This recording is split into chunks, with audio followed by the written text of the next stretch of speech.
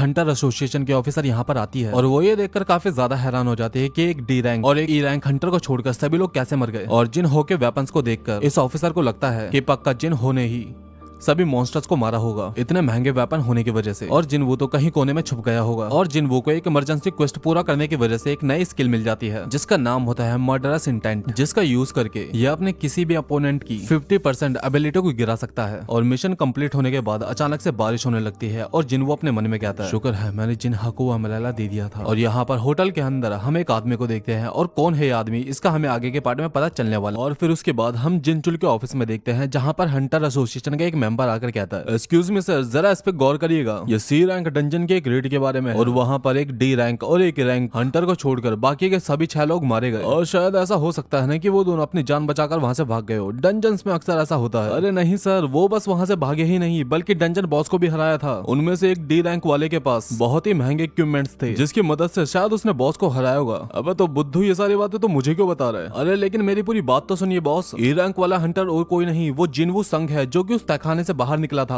अच्छा, वो double dungeon को सरवाइव करने वाले लड़का। और सर मरने वालों में से एक सी रैंक का हंटर डॉन सुक भी था। ओ अच्छा, तो ये मैटर तो काफी ज्यादा सीरियस लग रहा है। अच्छा, तो मैं अब जाके समझा कि तुम ये रिपोर्ट मेरे पास क्यों लेकर आए हो। और फिर घर आते वक्त जिनवू अपने और अपनी बहन के लिए फ्राइड चिकन और बियर लेकर आता है। अरे वाह, आज कोई खास दिन है क्या? खास दिन का तो पता नहीं, लेकिन अब कुछ दिनों के लिए मैं मॉम को हॉस्पिटल का बिल और घर का खर्चा आराम से चला सकता हूँ। और फिर जिन्हा और जिनवू बैठकर पार्टी करने लगते हैं और जिन्हा जिनवू से पूछती है, अच्छा वैसे तुम्हारी आज की रेड कैसी रही? और इस बार तो तुम्हें कोई चोट भी नहीं लगती, लगता है तुम्हारी टीम काफी स्ट्रांग हो रही होगी। स्ट्रांग? हाँ, मेरी टीम काफी स्ट्रांग थी और वो इतनी स्ट्रांग थी कि मैंने किसी को भी मारते वक्त एक बार भी नहीं सोचा। और शायद अगर मैं पहले जैसा होता तो वहाँ से जरूर भाग जाता। अब मैं किसी को भी आसानी से मार सकता हूँ, चाहे वो मॉन्स्टर्स हो या फिर इंसान। अरे भाई कहाँ खो गए, क्या सोचने लगे? नहीं नहीं, कुछ नहीं। और फिर जिनको सोचता है कि खैर कुछ भी हो, लेकिन मुझे ताकतवर बनना हुआ अपने लिए और अपनी फैमिली के लिए। और जैसे ही जिनवू बियर पीता है, स्क्रीन पर एक नोटिफिकेशन आती है कि उसके शरीर में एक जहरीला पदार्थ मिला है। और फिर जिनवू का शरीर डिटॉक्सिफाई हो जाता है और जिनवू को समझ नहीं आता कि अभी हुआ क्या। और फिर जिनवू सभी बियर्स को अपने रूम में लेकर जाता है और पीने लगता है, लेकिन सिस्टम अल्कोहल को डिटॉक्सिफाई कर देता है और जिनवू को बिल्कुल भी नशा नहीं होता। और तभी स्क्रीन पर नोटिफिकेशन आती है, द ग्रेट स्पेल कास्टर कांडियारो ने आपको लंबी उम्र का वरदान दिया है। और ये जिनवू के डबल डंजन वाले मिशन का रिवॉर्ड होता है। और फिर कुछ देर सोने के बाद जिन्हा उसे आकर बताती है, भाई एक जिन्हो नाम का आपसे बात करना चाहता है।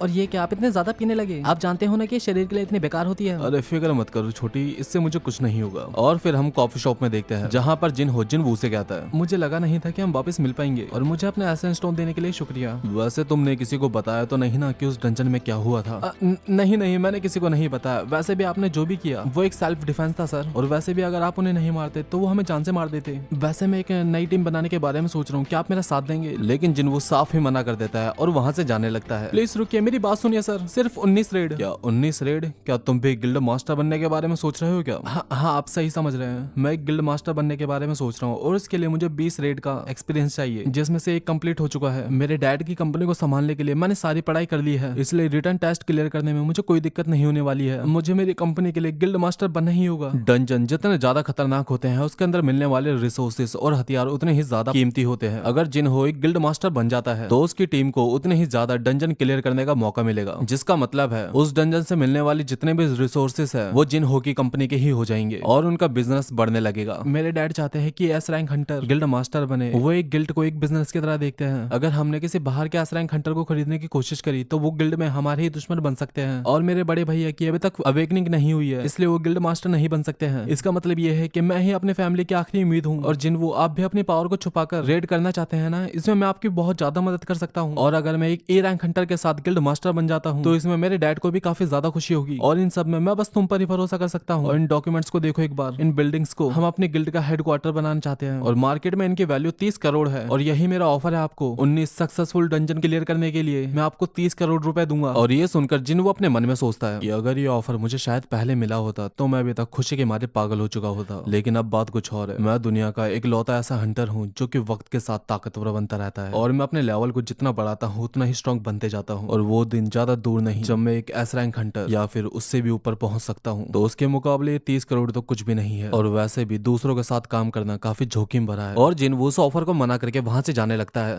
मेरी बात सुनिए, अगर आप मेरे साथ काम करोगे तो ये आपका राज ही रहेगा। और ये सुनकर जिन हो को घूरने लगता है, और जिन हो काफी ज्यादा डर जाता है, और फिर जिन वो वहां से चले जाता है। और यहाँ पर एस रैंक हंटर डॉनसुक अपने भाई की मौत के बारे में सुनकर पागल होने लगता है और उस डंजन के डॉक्यूमेंट्स को मंगाने लगता है। लॉरा, अगर मैं दूसरी कंट्री में जाकर किसी को मार दूं तो क्या होगा? सर, अगर उस कंट्री में हंटर्स को लेकर स्पेशल लोग तैयार किए गए हैं तो आपको जेल भी हो सकती है या फिर कोर्ट में आपकी सुनवाई भी हो सकती है। लेकिन अगर आपको जेल होती है तो आप कुछ ना कुछ करके अपने आप को जेल से बाहर निकलवा सकते हैं। अच्छा ठीक है, मेरे जाने की तैयारी करो। लेकिन सर, अगर अभी आप ऐसा करते हो तो इससे आपका बिजनेस खराब हो जाएगा, क्योंकि कुछ महीने के लिए आपका शेड्यूल फिक्स है। अगर आपको जाना ही है तो आप कुछ महीने के बाद जा सकते हैं। अच्छा ठीक है, अगर ऐसा है तो मैं कुछ महीने इंतजार कर लेता हूँ। डी रैंक हंटर जिन हो और ई रैंक हंटर संग जिन वू, अब तुम नहीं बचने वाले। और फिर हम पार्क में देखते हैं जहाँ पर जिनवो और जिन्हा रनिंग कर रहे होते हैं। और जिनवो पूछता है, जिन्हा मुझे एक बात बताओ कि अगर हमारे पास 30 करोड़ रुपए आ जाते हैं तो तुम क्या करोगी? अच्छा, अगर ऐसा है तो सबसे पहले मैं माँ का इलाज करवाऊंगी और उसके बाद अपने कॉलेज की फीस भरूंगी और बाकी के बचे हुए पैसों को सेव कर लूंगी। अच्छा ऐसा है। और जिनवो डेली क्वेस्ट को कंप्लीट करने के बाद अपना रिवॉर्ड लेने के लिए जाता है, लेकिन जिनवो नोटिस करता है कि मिशन कंप्लीट होने के बाद भी वहाँ पर एक्स्ट्रा 1 किलोमीटर ऐड हो चुका है। और जिनवो देखना चाहता था कि एक काउंट कितने तक बढ़ सकता है, और जिनवो दोबारा से रनिंग करने लग जाता है। और जिनवो देखता है कि गोल के डबल हो जाने के बाद सिस्टम रुक जाता है। और जब इस बार जिनवो मिशन का रिवॉर्ड लेने के लिए जाता है तो उसे 2 एक्स्ट्रा ऑप्शन दिखते हैं, ब्लास्ट रैंडम लूट बॉक्स, कर्स्ड रैंडम लूट बॉक्स। और कर्स्ड वालों को सिलेक्ट करने के बाद उसे एक अजीब सी चाबी मिलती है जिससे कि वो डीमन कासल नाम के एक एस रैंक के डंजन में जा सकता है। डीमन कैसल में उसे कुछ इंग्रेडिएंट मिलेंगे जिससे कि वो एलेक्सर ऑफ लाइफ को बना सकता है, जो कि एक ऐसी मेडिसिन होती है जिसे पीने के बाद कोई भी बीमारी ठीक करी जा सकती है, लिटरली कोई भी बीमारी। और ये सुनकर जिनवो मुस्कुराने लगता है और जिनवो सोचता है कि इसके इस्तेमाल से मैं अपनी माँ का इलाज करवा सकता हूँ। और इसका मतलब है जिनवो के पास बस एक ही चारा है, एलेक्सर ऑफ लाइफ को हासिल करना। और फिर उसके बाद जिनवो डंजन में एंटर कर जाता है और जिनवो का प्लान क्लियर था। अगर इसे लगा कि वो इस मॉन्स्टर को नहीं हरा सकता तो वो टेलीपोर्टेशन स्टोन का यूज करके उस डंजन से एग्जिट कर जाएगा और कोई भी रिस्क नहीं लेगा। तभी जिनवो का सामना हेल्स गेट के गेट कीपर सर्वरस से हो जाता है और जिनवो अपनी डैश एबिलिटी का यूज करता है और लगातार उसके ऊपर हमले करने लगता है, लेकिन इससे इस मॉन्स्टर को कोई फर्क नहीं पड़ता। और फिर उसके बाद जिनवो अपने मर्डरस इंटेंट एबिलिटी का यूज करता है और उसकी एबिलिटी को 50% तक गिराने की कोशिश करता है, लेकिन उससे भी कोई फर्क नहीं पड़ता। और फिर जिनवो अपने डैगर से इस मॉन्स्टर के मुंह पर अटैक करता है, लेकिन पैरालिसिस और ड्रेन एबिलिटी भी इसके ऊपर बिल्कुल काम नहीं करती। और फिर वो मॉन्स्टर जिनवो को हाथ अपने जबड़ों से उखाड़ देता है, जिससे कि जिनवो की हेल्थ लगभग आधी रह जाती है। और फिर जिनवो जैसे तैसे करके इस मॉन्स्टर से भागने लगता है, लेकिन ये मॉन्स्टर अपनी रेज एबिलिटी को बढ़ा देता है, जिससे कि इस मॉन्स्टर की पावर 100% से भी ज्यादा बढ़ जाती है। और इससे पहले कि जिनवो कुछ रिएक्ट कर पाता, मॉन्स्टर जिनवो के ऊपर अपने पंजों से अटैक करके उसे दूर फेंक देता है, जिससे कि जिनवो की हेल्थ और भी ज्यादा कम हो जाती है। और मौत को नजदीक आते देख जिनवो अपने डेली क्वेस्ट के फुल रिकवरी वाले ऑप्शन को यूज करता है और फुल रिकवरी हो जाने के बाद जिनवो छलांग लगाकर उसकी आंख के ऊपर अटैक करता है, लेकिन रेज एबिलिटी की वजह से इस मॉन्स्टर पर कोई भी फर्क नहीं पड़ता। और फिर ये मॉन्स्टर जिनवो को इतना ज्यादा मारता है कि जिनवो की हेल्थ बस 20% ही बचती है। अगर मैं किसी तरह तक 3 मिनट तक सर्वाइव कर गया तो मैं शायद इस मॉन्स्टर को हरा सकता हूँ। नहीं, मैं क्या पागल हो चुका हूँ? मैं ऐसा बिल्कुल नहीं कर सकता। फिलहाल मुझे टेलीपोर्टेशन स्टोन का यूज कर लेना चाहिए, लेकिन वो मॉन्स्टर जिनवो के ऊपर अटैक कर देता है, जिससे कि जिनवो के हाथों से वो टेलीपोर्टेशन स्टोन गिर जाता है। अरे यार शिट, अब मुझे क्या करना चाहिए? अगर इस मॉन्स्टर ने मुझे एक और बार मारा तो मैं यही खत्म हो जाऊंगा। नहीं,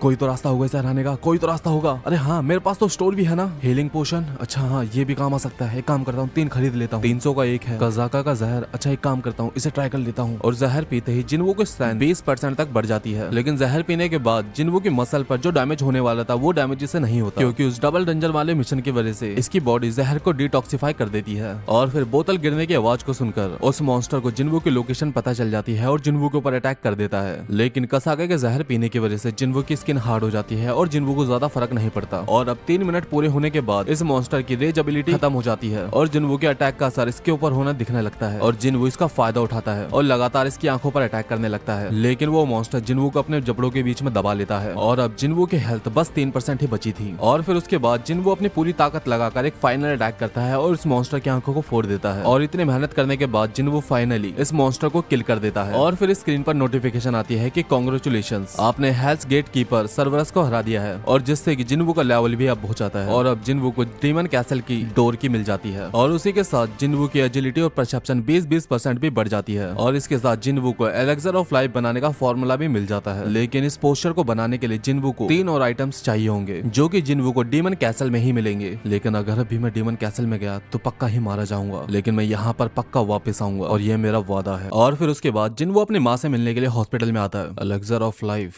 जो कि किसी भी बीमारी को ठीक कर सकती है और इसकी मदद से ही मैं अपनी मॉम की बीमारी को ठीक कर सकता हूँ। ये दवा 3 चीजों से मिलकर बनती है, लेकिन उनमें से एक भी मेरे पास नहीं। लेकिन मुझे अब ये जरूर पता है कि वो मुझे कहाँ पर मिल सकती है, लेकिन खुद को बिना स्ट्रांग बनाए वहां पर जाना मौत को दावत देने जैसा होगा। उसके लिए मुझे खुद को स्ट्रांग बनाना होगा, खुद को स्ट्रांग बनाना होगा। और फिर उसके बाद हम कॉफी शॉप में देखते हैं जहाँ पर जिन हो से कहता है, अच्छा ठीक है, मैं तैयार हूँ तुम्हारे साथ 19 डंजन रेड में जाने के लिए। और ये सुनकर जिन हो खुशी के मारे नाचने लगता है। लेकिन मेरी पहले पूरी बात सुनो, मेरी एक शर्त है, डंजन के अंदर केवल हम दोनों जाएंगे, लेकिन सी रैंक डंजन में जाने के लिए तो कम से कम 8 लोगों की टीम लगती है ना। तो क्या हो गया, हम डॉन सुक की तरह न्यू मेंबर्स हायर करेंगे। अच्छा, लेकिन इसमें तो काफी खतरा है। तुम मेरी बात सही से सुनो, अगर केवल हम दोनों अंदर जाएंगे तो बिना किसी दुर्घटना के डंजन को आसानी से क्लियर कर देंगे। और सोचो तुम्हारे पापा कितने खुश होंगे जब वो सुनेंगे कि तुमने एक ऐसी टीम बनाई है जो कि बिना अपनी जान गवाए 19 डंजन रेड क्लियर करने के काबिल है। हाँ, वैसे आप एकदम सही कह रहे हैं। तो एक काम करते हैं, एक्स्ट्रा मेंबर्स और डंजन की जिम्मेदारी आप मेरे ऊपर छोड़ दीजिए। और यहाँ पर हम स्टेडियम में देखते हैं जहाँ पर एस रैंक हंटर चाहिन रनिंग कर रही होती है और उसे एक चोरी छिपे आदमी देख रहा होता है, लेकिन वो बंदा चाहिन की नजरों से बच नहीं पाता और चाहिन उसे पकड़ लेती है। मुझे माफ कर दीजिए, मैं इस तरीके से आपका पीछा करने के लिए माफी चाहता हूँ। मेरा नाम है यून बिहोन गिल और मैं यूजिन कंस्ट्रक्शन के पर्सनल डिपार्टमेंट का मैनेजर हूँ और मुझे आपसे एक जरूरी बात करनी थी। और यहाँ पर जिन हो के पापा उसे कहते हैं, आज से 10 साल पहले से डंजन खुलना स्टार्ट हुए थे मेरे बच्चे, और तब से ही दुनिया काफी ज्यादा चेंज हो गई है। इंफ्रास्ट्रक्चर, इकोनॉमिक, मीडिया, यहाँ तक कि पॉलिटिक्स भी काफी ज्यादा चेंज हो रही है। और यूजिन कंस्ट्रक्शन को चलाने के लिए अब हमें माना क्रिस्टल की जरूरत पड़ेगी मेरे बच्चे, जो कि केवल हंटर ही ला सकते हैं। और हंटर्स को संभालता कौन है? हंटर एसोसिएशन, जो कि एक पब्लिक इंस्टीट्यूशन है। हंटर एसोसिएशन ही हंटर को चूज करती है, उन्हें रैंक देती है, उन्हें रजिस्टर करती है और डंजन में रेड करने के लिए भेज देती है। लेकिन डंजन के रिसोर्सेज को कलेक्ट करने का काम गिल्ड करती है, एक ऐसा ग्रुप जो कि डंजन रिसोर्सेज को बेचकर काफी ज्यादा अमीर बन चुकी है। इनमें से हंटर्स गिल्ड,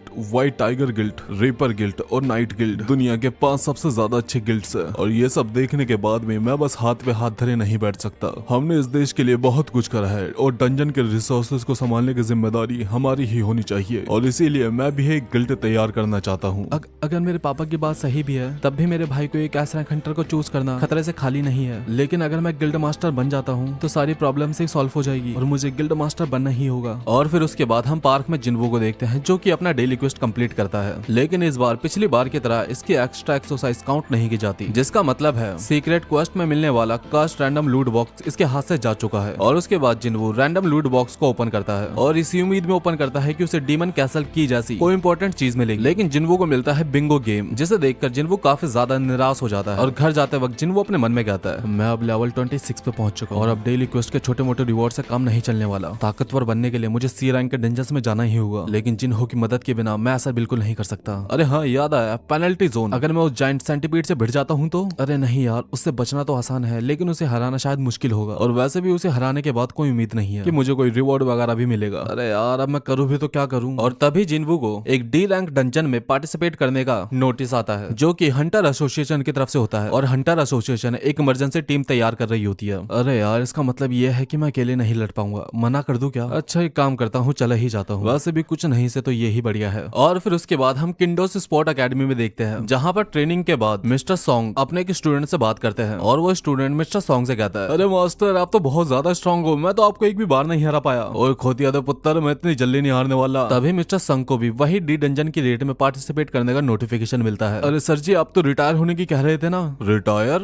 हाँ, वैसे मेरे जैसा एक हाथ वाला बुढ़ा कर भी क्या सकता है, लेकिन जब तक मेरी सांस में सांस चलेगी मैं अपने देश के लिए कुछ करना चाहता हूँ। और यहाँ पर मिस्टर किम के भी पास उसी डी डंजन की रेट का नोटिफिकेशन आता है, लेकिन मिस्टर किम की बीबी कहती है, अच्छा सुनिए, वैसे आपको नहीं लगता कि आपको हंटर की जॉब के अलावा कोई दूसरा काम कर लेना चाहिए? पिछली बार आप मरते मरते बचे थे, प्लीज ये काम छोड़ दीजिए ना। नहीं, मैं ये काम इतनी जल्दी नहीं छोड़ सकता। हमारी छोटी बेटी कल से LKG में जाने लगेगी और हमारी बड़ी बेटी भी मिडिल स्कूल में जाने लगेगी। इन दोनों की परवरिश के लिए पैसे कहाँ से आएंगे? और तुम मेरी फिक्र मत करो, हंटर एसोसिएशन हम जैसे कमजोर हंटर्स को किसी मुश्किल मिशन पे तो बिल्कुल नहीं भेजेगी। पिछली बार जो हुआ था वो बस एक दुर्घटना थी। और यहाँ पर हम हंटर एसोसिएशन के हेडक्वार्टर हेडक्वार्टर में देखते हैं, जहाँ पर एस रैंक हंटर बी होंग मिस्टर चोई से कहता है, अरे यार आपकी हिम्मत कैसी है मुझे उस घटिया इंटरव्यू में भेजने की? मेरा इतना सारा टाइम वेस्ट कर दिया उन्होंने। कुछ भी हो लेकिन मुझे आपके आंसर्स काफी ज्यादा पसंद आए। वो इंटरव्यू काफी बढ़िया था। ओए बैटरी चुप कर जा, वो इंटरव्यू तेरे लिए था ना कि मेरे लिए, ठीक है ना? लेकिन मेरी बात तो सुनो, उन्हें एक अच्छे करेक्टर वाला हंटर चाहिए था जो कि अपनी जॉब को काफी ज्यादा सीरियसली लेता हो। और क्या मुझे देखकर आपको वैसी वाइब आती है? हाँ हाँ ठीक है, बकवास करना बंद करो और ये बताओ कि मुझे यहाँ पर क्यों बुलाया है, क्या काम है मुझसे? उस फाइल को देखो, यूजी कंस्ट्रक्शन अपने खुद के एक गिल्ड बनाने वाली है और ऐसा सुनने में आया कि वो तुम्हारे गिल्ड के एस रैंक हंटर्स को खरीदने की कोशिश कर रही है। अरे हाँ हाँ मुझे पता है इस बारे में, बातें घुमाना बंद करो और सीधा मुद्दे पर आओ। और मैं तुमसे आखिरी बार पूछूंगा कि बात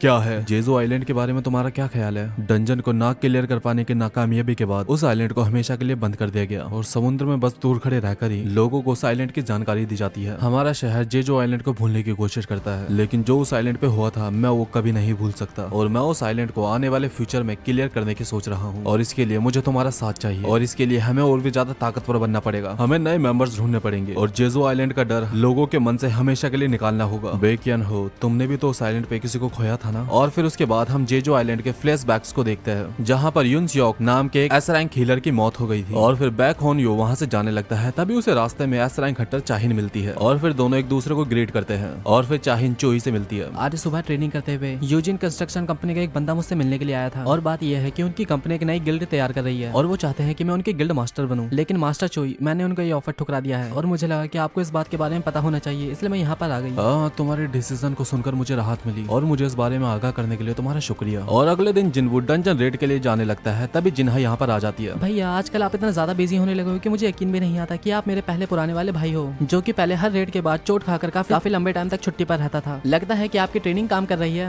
हाँ तुम यही समझ लो। वैसे जो कुछ भी हो, आज से मैं अच्छे खासे पैसे कमाने वाला हूँ। चलो ठीक है, मैं चलता हूँ। और यहाँ पर मिस्टर संग भी डंजन रेड की तरफ जा रहे होते हैं। मेरे जैसा तलवारबाज भी आजकल मैजिक के ऊपर भरोसा करने लगा है। हाँ क्योंकि डंजन के अंदर मेरी मार्शल आर्ट वाली तलवारबाजी किसी भी काम की नहीं है। और तभी मिस्टर संग की मुलाकात जिनवू से हो जाती है और दोनों एक दूसरे से मिलकर काफी ज्यादा खुश होते हैं और मिस्टर संग को अपनी आंखों पे यकीन नहीं आ रहा होता कि जिनवू इतने कम टाइम में इतना ज्यादा बदल चुका है। अरे लेकिन जिनवू, तुमने तो अपनी एक टांग गवा दी थी ना? हाँ ऐसा हुआ तो था, लेकिन जब मेरी हॉस्पिटल में आके खुली तब मैं एकदम सही सलामत था। ओ अच्छा, तो शायद ऐसा हुआ होगा कि जो टीम तुम्हें वहाँ पर बचाने के लिए आई थी उसमें शायद कोई हाई रैंक वाला हीलर होगा जिसने तुम्हें शायद हील कर दिया होगा। हाँ शायद ऐसा भी हो सकता है। लेकिन मिस्टर संग आपका हाथ। अरे तो क्या हुआ, हाथ ही तो गया है, मेरे हौसले थोड़ी ना। और ऐसा बोलकर दोनों आगे निकल जाते हैं और फिर साइड पे पहुंचने के बाद उनकी मुलाकात जूही, मिस्टर किम और कांग से होती है। लेकिन कांग और मिस्टर किम जिनवू से आके नहीं मिला पाते क्योंकि उस दिन सबने अपनी जान बचाने के लिए जिनवू को वहाँ पर अकेला छोड़ दिया था। जिनवू, तुम पहले से कितना ज्यादा बदल चुके हो और तुम्हारा पैर भी पूरी तरीके से हील हो चुका है। और तभी वहाँ पर एक गाड़ी आती है जिसके अंदर से 3 क्रिमिनल बाहर आते हैं और एक क्रिमिनल जूही को देख कर कहता है, अरे मेरी सोनी सुहानी, मेरी बग्गो, मेरी नादिया, ये बंदा जो खड़ा है ये तेरा बॉयफ्रेंड है क्या? और एक काम कर, इसे छोड़ के मेरे पास आ जाना। और तभी एक सूट पहना हुआ आदमी इन क्रिमिनल का मुंह बंद करवा देता है। अपना मुंह बंद रखो। और इसके बाद हंटर एसोसिएशन के एक ऑफिसर बताती है, दरअसल हथकड़ी पहने हुए ये क्रिमिनल आज के रेड में पार्टिसिपेट करने वाले सब्स्टिट्यूट हंटर्स है और रेड में हिस्सा लेकर ये क्रिमिनल अपनी सजा को कम करवाते हैं और इनके ऊपर नजर रखने के लिए बी रैंक हंटर और हंटर एसोसिएशन का एक मैनेजर कांग ताइशिक भी है। अगर कुछ गड़बड़ होगी तो कांग ताइशिक ना आराम से संभाल लेगा। और ये सुनकर जिन वो जूही से कहता है, मुझे नहीं पता कि ये अच्छा आइडिया है या फिर नहीं, लेकिन मुझे ऐसा लगता है कि तुम्हें इस बार की रेड में पार्टिसिपेट नहीं करना चाहिए जूही। और तुम जिनवू? मैं अंदर जाने वाला हूँ। हाँ तो फिर मैं भी तुम्हारे साथ अंदर जाऊंगी। कांग ताइशिक उन क्रिमिनल्स की हथकड़ियों को खोल देता है। अगर तुम में से किसी ने भी होशियारी करने की कोई भी कोशिश करी तो तुम्हारी कटी हुई गर्दन को अपने हाथों में लेकर तुम्हारा कसूर पूछूंगा। आई बात समझ में? और फिर उसके बाद कांग ताइशिक जिनवू और मिस्टर संग के पास आ जाता है। आप लोग इन क्रिमिनल्स के बारे में बिल्कुल भी चिंता मत करो, इन्हें मैं संभाल लूंगा। वैसे आप मुझे एक बात बता सकते हैं कि आप दोनों में से टीम का लीडर कौन बनेगा? और ये सुनकर मिस्टर सॉन्ग जिनवू से कहता है, जिनवू, क्या मैं इस बार टीम का लीडर बन सकता हूँ? हाँ मुझे इसमें कोई दिक्कत नहीं है। जिनवू, मुझे चांस देने के लिए शुक्रिया। उस दिन मेरी वजह से 7 लोगों की जाने गई थी, लेकिन तुम्हारी वजह से वहाँ से 6 लोग जिंदा वापस लौटे थे। तो बाकियों की तरफ से मैं तुमसे कहना चाहता हूँ कि हम तुम्हारे काफी ज्यादा आभारी है जिनवू। तुमने जो हमारे लिए किया हम जिंदगी में कभी नहीं भूल सकते। और फिर उसके बाद सभी लोग डंजन के अंदर जाने के लिए निकल पड़ते हैं और डंजन के अंदर जाते ही हंटर्स और क्रिमिनल्स का सामना कुछ गॉब्लिन से हो जाता है। लेकिन जिनवू को लड़ता हुआ देखकर, अरे जिनवू, तुम तो पहले से काफी ज्यादा ताकतवर हो गए हो और तुम्हारे पास ये इतना अच्छा डैगर कहाँ से आया? हाँ, और देखा जाए तो तुम्हें आज चोट भी नहीं लगी है जिनवू, और मैं उम्मीद करती हूँ कि तुम्हें आज मेरी बिल्कुल भी जरूरत नहीं पड़ेगी। नहीं ऐसा नहीं है जूही, हम सबको तुम्हारी बहुत ज्यादा जरूरत है। और जिनवू को देखकर मिस्टर सॉन्ग समझ जाता है कि जिनवू केवल ताकतवर ही नहीं हुआ बल्कि इसका ऑरा भी चेंज हो चुका है और अब जिनवू पहले से काफी ज्यादा कॉन्फिडेंट भी है। और आगे जाने के बाद इन्हें 3 रास्ते दिखाई देते हैं और उन्हें देखकर कांग ताइशिक कहता है, एक काम करते हैं कि हम 3-3 के ग्रुप में स्प्लिट हो जाते हैं। ऐसा करने में खतरा तो है लेकिन ये डंजन हम जल्दी क्लियर भी कर पाएंगे। मैं क्रिमिनल्स के साथ राइट वाले रास्ते पर जाऊंगा और अगर तुम्हें बॉस का चेंबर दिखाई दे तो मुझे जल्दी इन्फॉर्म कर देना। और जिनवू को अपनी प्रिसेप्शन एबिलिटी का यूज करके पता लग जाता है कि बॉस का चैम्बर लेफ्ट वाला है और जिनवू इन छोटे मोटे गॉब्लिन्स को हराकर स्ट्रांग नहीं बन सकता, उसके लिए उसे बॉस को हराना पड़ेगा। और जिनवू मिस्टर संग से कहकर लेफ्ट वाले रास्ते में चले जाता है और किम और कांग बीच वाले रास्ते से जाते हैं। और टनल के अंदर जाने से पहले कांग ताइशिक जिनवू को घूर कर देखने लगता है और जाने से पहले जिनवू को एक स्माइल करता है। और बीच वाले रास्ते में किम और कांग बस गॉब्लिन से मिलते हैं जिन्हें हराकर किम कहता है, जब तक हमारा मुकाबला गॉब्लिन से हो रहा है तब तक तो कोई दिक्कत नहीं है। और वैसे भी हम जैसे कमजोर हंटर्स को बस लो रैंक वाले डंजन्स में ही बुलाया जाता है। क्यों कांग, सही कहा ना मैंने? अरे नहीं नहीं, ऐसा मत समझिए, पहले वाले डंजन में भी हमने ऐसा ही सोचा था लेकिन क्या निकला वो तो आप जानते ही है ना। नहीं, मैंने वैसे भी सोच लिया है कि इस रेड के खत्म होते ही मैं जिनवू से माफी मांगने वाला हूँ। और मुझे पता है कि तुम्हें भी ये बात खाई जा रही है ना कि एक छोटे बच्चे को हम वहाँ पर अकेला छोड़ के वहाँ से भागा है। भले ही वो सब हमने अपने परिवार के लिए किया था लेकिन हमने जिनवू को वहाँ पर धोखा ही दिया था। अगर हमें आगे भी हंटर्स बने ही रहना है तो हमें इसे फेस करना ही पड़ेगा। लेकिन मिस्टर किम, आपको क्या लगता है कि जिनवू हमें माफ कर देगा? उसके बारे में तो मुझे भी नहीं पता लेकिन फैसला जो भी हो मैं जिनवू से माफी जरूर मांगने वाला हूँ। और इधर क्रिमिनल्स उन सारे गॉब्लिन्स को किसी चींटी की तरह हरा रहे होते हैं। और ये सब देखकर कांग ताइशिक कहता है, अच्छा अगर ये गॉब्लिन की जगह इंसान होते क्या तुम फिर भी इन्हें इतनी बेरहमी से ही मारते? अरे हाँ भीड़ू, हमें इन सबसे फर्क नहीं पड़ता, हमारी नजरों में ये सारे के सारे चींटे और खिलौने ही है बस, चाहे इंसान हो या फिर चाहे गॉब्लिन्स। तभी हम एक फ्लैशबैक को देखते हैं जहाँ पर एक आदमी कांग ताइशिक को कहता है, 3 आदमियों ने मिलकर मेरी बेटी का रेप किया था जिसके बाद मेरी बेटी ने अपनी जान ले ली और उस सदमे की वजह से मेरी बीबी हॉस्पिटल में है। लेकिन क्या होगा, कुछ सालों के बाद वो क्रिमिनल जेल से आजाद निकलकर फिर दोबारा से खुलेआम घूमेंगे। और बस इतना ही नहीं, वो सारे लोग हंटर्स हैं और जेल में होते हुए भी उन सबको रेड करने दिया जा रहा है ताकि उनकी सजा कम हो सके। और मैं अब तुमसे पूछना चाहता हूँ, क्या यही है इंसाफ? क्योंकि मैं तो अपनी बेटी खो चुका हूँ ना। ये लो, तुम मेरे सारे के सारे पैसे रख लो, 30 मिलियन रुपीस, और मैं चाहता हूँ कि उन दरिंदों को उनके कर्मों की सजा मिले। और मैंने सुना है कि डंजन का राज डंजन में ही रह जाता है, प्लीज प्लीज मेरी मदद करो। और फिर हम प्रेजेंट में आ जाता है जहाँ पर कांग ताइशिक कहता है, यहाँ से निकलने के बाद मैं अपने ऑफिसर से कहूंगा कि डंजन के अंदर सैकड़ों गॉब्लिन्स ने तुम्हारे ऊपर अटैक करा और तुम तीनों मारे गए। और यहाँ पर किम और कांग डंजन की भूल भुलैया में खो जाते हैं और जब वो वहाँ से बाहर निकलते हैं तो देखते हैं कि कांग ताइशिक उन क्रिमिनलों को जान से मार रहा होता है। टेंशन मत ले तू, तुझे इतनी आसानी से नहीं मारूंगा, तुम तीनों को तो मैं तड़पा तड़पा कर मारूंगा। अरे ये क्या, तुम दोनों यहाँ पर क्या कर रहे हो? अच्छा, इसका मतलब यह है ये दोनों रास्ते एक दूसरे से मिले हुए थे। इसका मतलब यह है कि वो तीसरा वाला रास्ता बॉस का चैम्बर है। लगता है मुझे अपने प्लान में कुछ चेंजेस करने पड़ेंगे। ऐसा बोलकर कांग ताइशिक किम और कांग की तरफ आगे बढ़ने लगता है। और यहाँ पर जिनवू अपने मन में कहता है, वो कांग ताइशिक अपने सीनियर इंस्पेक्टर के साथ मुझे मिलने के लिए हॉस्पिटल में आया था जब मैं डबल डंजन से बाहर निकला था, एंड आई होप उसने मुझे पहचाना ना हो। तभी उन्हें किसी के चिल्लाने की आवाज सुनाई देती है और जैसे ही वो उस आवाज का पीछा करते हैं तो वो देखते हैं कि वहाँ पर तीनों क्रिमिनल और मिस्टर कांग मरे पड़े होते हैं और थोड़ी ही दूर मिस्टर किम अधमरी हालत में बैठे होते हैं। और ये देखकर जिनवू कहता है कि जूही, जल्दी से मिस्टर किम को हील करो, जल्दी। और जूही मिस्टर किम को हील करने की कोशिश करती है लेकिन मिस्टर किम की हालत बहुत ज्यादा बुरी हो चुकी है। और मिस्टर सॉन्ग समझ जाते हैं कि ये काम किसी मैजिकल बीस्ट का नहीं बल्कि किसी इंसान का है और जिसने भी ऐसा करा है उसका मकसद मिस्टर किम को तड़पाकर मारना था। और किम जूही को कहते हैं, इन सब का कोई भी फायदा नहीं है, मुझे पता है कि मैं मरने वाला हूँ। ये क्या कह रहे हैं आप? आपको जिंदा रहना पड़ेगा, वापस से मरने की बात मत करना। अगर आप मर गए तो मैं दोष किसको दूंगा? मुझे माफ करना जिनवू, मुझे नहीं पता था कि मेरे साथ ऐसा कुछ हो जाएगा। मैं तुमसे माफी मांगना चाहता था, जो भी मैंने तुम्हारे साथ करा मुझे माफ कर देना। और इसी के साथ मिस्टर किम अपना दम तोड़ देते हैं और दूर से कांग ताइशिक इनके ऊपर नजर रखे था और मौका मिलते ही इनके ऊपर हमला कर देता है लेकिन जिनवू उसे रोक लेता है। कहना पड़ेगा तेरे रिफ्लेक्सेस काफी ज्यादा बढ़िया है। मैं चाहता था कि तुम्हारे हीलर को सबसे पहले मारूं लेकिन तूने तो इसकी किस्मत ही बदल दी। ओए कांग ताइशिक, तू तो हंटर एसोसिएशन का एक ऑफिसर है ना, तो फिर तूने ऐसा क्यों करा?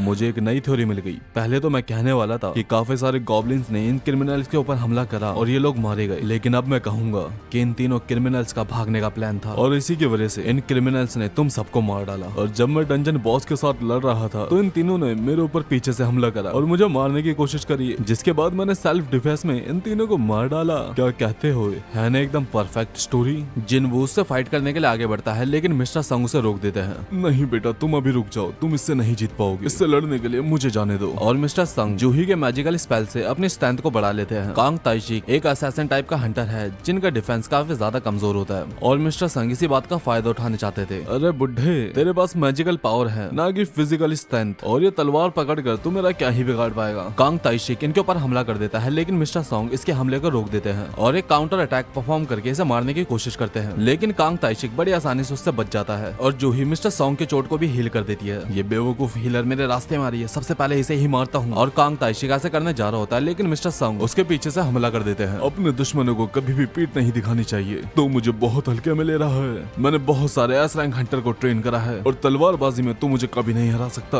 हाँ बुड्ढे, शायद तू सही कह रहा है लेकिन फिजिकल स्ट्रेंथ की भी एक लिमिट होती है और तू कभी एक असैसिन जितना फास्ट नहीं हो सकता है। और कांग ताइशिक मिस्टर संग के ऊपर काफी स्पीड से काफी सारे अटैक्स करता है और मिस्टर संग भी काफी ज्यादा घायल हो जाते हैं और जूही भी मिस्टर संग को हील करने की कोशिश करती है लेकिन उसकी सारी मैजिकल पावर खत्म हो चुकी है। अरे वाह, अब तो तेरी हीलर भी किसी काम की नहीं।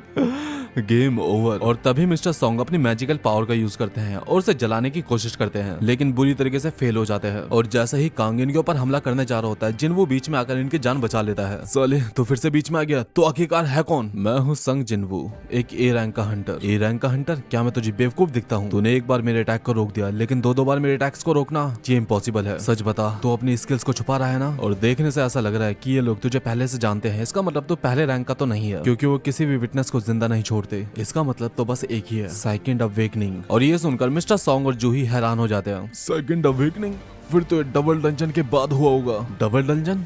एक सेकंड, क्या ये वही कमजोर ई रैंक वाला हंटर है? लेकिन ये तो कितना ज्यादा चेंज हो चुका है और ऊपर से माना रेटिंग में इसकी रेटिंग तो बस 10 दिखा रहा था। इसका मतलब है इसकी अवेकनिंग उसके बाद हुई है। आखिरकार इसने डबल डंजन को सरवाइव कैसे करा? यार जो कुछ भी हो, मैं देखकर ही बता सकता हूँ कि तुझे हंटिंग का ज्यादा एक्सपीरियंस नहीं है। चल तुझे आज मैं दिखा ही देता हूँ एक शिकारी शिकार कैसे करता है। मुझे ये बता कि तुमने ऐसा क्यों करा? ऐसा? अच्छा, तुम्हारा मतलब है इन क्रिमिनल्स को ऐसे मारना। इन कमीनों ने एक छोटी सी बच्ची का रेप करा था और उस बच्ची के पापा ने इनको मारने के लिए मुझे बहुत सारे पैसे दिए थे और इसको इंसाफ दिलाना कहते हैं। मैं मिस्टर किम और कांग की बात कर रहा था। क्या तूने ऐसा उनका मुंह बंद करने के लिए करा? और अगर ऐसा था भी तो ये काम तू बड़े आराम से कर सकता था, उन्हें तड़पाने की जरूरत नहीं थी। और मुझे नहीं लगता कि ये काम तूने उस बच्ची के पापा के कहने पर करा होगा। मुझे लगता है कि तेरा इरादा कुछ और है। और ये सुनकर कांग ताइशी एक केवल स्माइल करता है और हमें एक पास्ट का सीन दिखाया जाता है जहाँ पर कांग ताइशी को उस आदमी से कहता है, मैं तुम्हारे काम को करने के लिए तैयार हूँ लेकिन तुम्हें गलत फहमी हुई है। मैं वो बी रैंक हंटर हूँ जिसे बड़े बड़े गिल्ड्स को ज्वाइन करने के लिए ऑफर आते हैं, लेकिन फिर भी मैं इस एसोसिएशन हंटर की जॉब कर रहा हूँ क्योंकि मुझे मॉन्स्टर से ज्यादा इंसानों को मारने में मजा आता है। और उसके बाद ये दोनों फाइट करना स्टार्ट कर देते हैं और जिनवू की स्पीड को देखकर मिस्टर सॉन्ग काफी ज्यादा हैरान हो जाते हैं। लाजवाब, पहले वाला जिनवू तो बिल्कुल भी ऐसा नहीं कर सकता था। जिनवू की स्पीड और स्किल्स कांग ताइशिक जैसी थी, लेकिन अफसोस की बात है जिनवू के पास कांग ताइशिक जैसा एक्सपीरियंस नहीं था। पर कांग ताइशिक के जानलेवा व्यवहार ने मर्डरस इंटेंट को जगा दिया था। कांग ताइशिक, तुमने एक बहुत बड़ी गलती कर दी है। तुमने मेरे सिस्टम को जगा दिया, लेकिन ये भी अच्छा ही हुआ। तुम्हें मारने के लिए मुझे एक और रीजन मिल गया। सिस्टम?